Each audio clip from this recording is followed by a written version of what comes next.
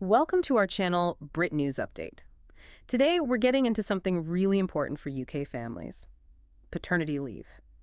There's a brand new report out from the Women Equalities Committee, and it's raising some serious flags about how things stand right now. That's right. So we're diving into what this committee found using reports from BBC News and also Sky News. We'll look at the criticisms, what they think is wrong with paternity and shared parental leave currently, and then the recommendations for change and sort of why it's such a big talking point now. Okay, let's unpack this then. What exactly did the committee say is wrong, based on what BBC News and Sky News covered? Well, the language they used is pretty stark, actually. Mm-hmm. Sky News quotes the committee chair saying the UK has one of the worst statutory leave offers for fathers in the developed world. Worst. Wow. Yeah, and that it's in urgent need of an overhaul. And BBC News also picked up on this, highlighting the report's view that the system has fundamental flaws, and crucially, that it's kind of entrenching outdated gender stereotypes. Worst in the developed world, entrenching stereotypes. That's really strong stuff. It makes you wonder, what is the current system for dads and partners that's getting this reaction? Well, let's look at the basics from the reports. Statutory paternity leave. It's just 2 weeks for most partners. BBC News points that out. 2 weeks. 2 weeks. And the pay. Both BBC News and Sky News mention this. It's 187.18 a week, or 90% of average earnings if that happens to be lower. Right, 187.18. That sounds low. It is. Sky News reported the committee calling it completely out of kilter with the cost of living.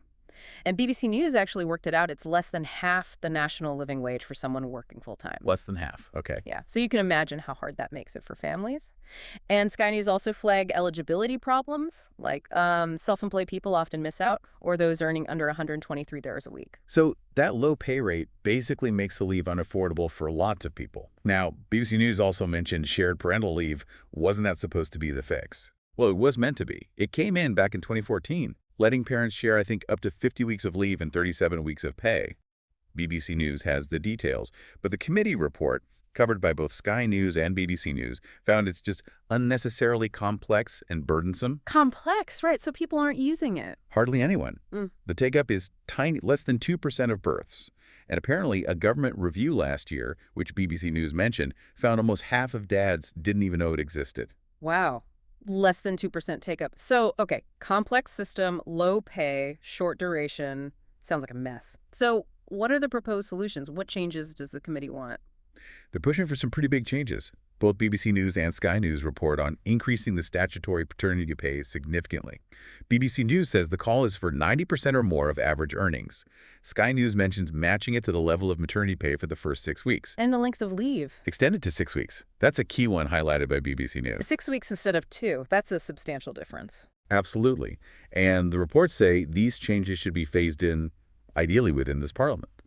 Sky News adds a few other things, too, like considering a day-one right to paid leave, so you don't need to have worked somewhere for ages, Okay. and increasing all statutory pay, like maternity, paternity, shared to maybe 80% plus of average earnings, or the real living wage, and simplifying those complex rules. Oh, and importantly, making specific provisions for self-employed fathers, like a paternity allowance, which Sky News noted. That makes sense. How does the UK actually stack up against other countries mentioned in the report? It's quite eye-opening. BBC News gives examples. Spain offers 16 weeks at full pay. 16. Yeah.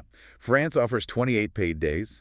And Sweden, Sweden has a system with 480 days of paid parental leave overall, and 90 of those are specifically ring-fenced for fathers. Okay, when you hear those numbers, you can really see why the committee used such strong language about the UK system. BBC News also had a story from a dad, didn't they? To sort of bring it to life. Yes, they shared the experience of James Yates. He talked to BBC News about having to go back to work after just 2 weeks when his son was born. He described it as horrible. Said he felt like he was leaving his partner in the lurch. Even though his employer actually topped up his pay, he felt it stopped him being a more present parent. That really shows the personal impact, doesn't it? Beyond just the stats. And BBC News also mentioned a dad strike and some funding figures? That's right. Yeah, there was a dad strike planned for the day after the report came out, sort of highlighting the frustration. And those funding facts from BBC News are quite something. Research suggests only about 3% of all the money the UK spends on parental leave actually supports fathers or non-birthing parents. Only 3%. Seems so. In 2023-24, BBC News reported around £3.3 billion went on statutory maternity pay, but only £69 million on statutory paternity pay. That's a huge gap. Right, so bringing this back to you listening. Why does this report matter? What's the takeaway here? Well, it matters because the current system really affects families' finances at a crucial time. It influences how parenting gets shared or doesn't get shared, and it impacts that vital bonding time between fathers or partners and their new children. The positive note is the government is reviewing the system. A report's due before mid-July.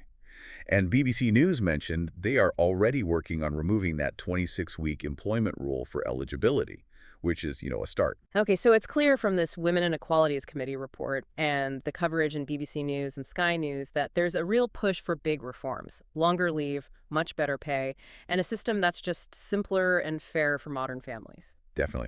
But there's a challenge. The committee itself acknowledged, according to BBC News, that these bold actions need significant investment. So I think the big question left hanging is, how will the government find that balance? The balance between wanting these major improvements for families and finding the substantial funding needed to bring the UK system more in line with other comparable countries. A crucial question indeed. That wraps up our deep dive for today. Goodbye. See you in the next video.